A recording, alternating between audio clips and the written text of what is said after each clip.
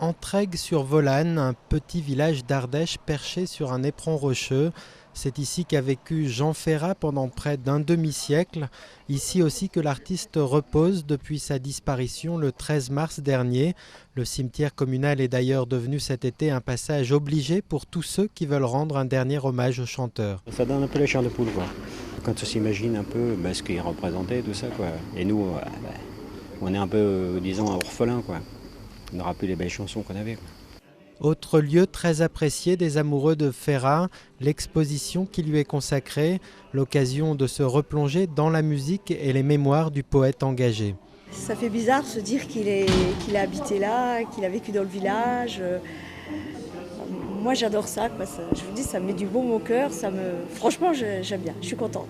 Moi qui suis musicienne, qui ai toujours chanté Jean Ferrat, partagé les convictions, partagé les goûts, je me retrouve pleinement ici. Symbole de l'artiste, le café La Montagne, du nom de sa fameuse chanson et qui fut un temps sa propriété, ne désemplit pas.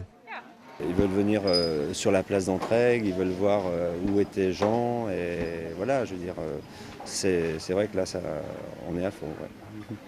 1000 visiteurs par jour et jusqu'à 3000 les week-ends. Ce paisible village de 600 habitants a parfois bien du mal à gérer cette affluence touristique. Un assaut d'anonymes qui dérange de plus en plus. On a des centaines de personnes qui descendent dans les calades, qui visitent le village. Donc je peux comprendre que ça les perturbe un petit peu.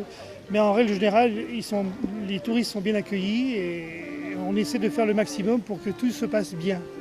Que tout se passe bien, mais en gardant une certaine discrétion. La maison du chanteur reste hors du parcours des touristes. Habitants et commerçants ont décidé d'un commun accord de ne pas en divulguer l'adresse.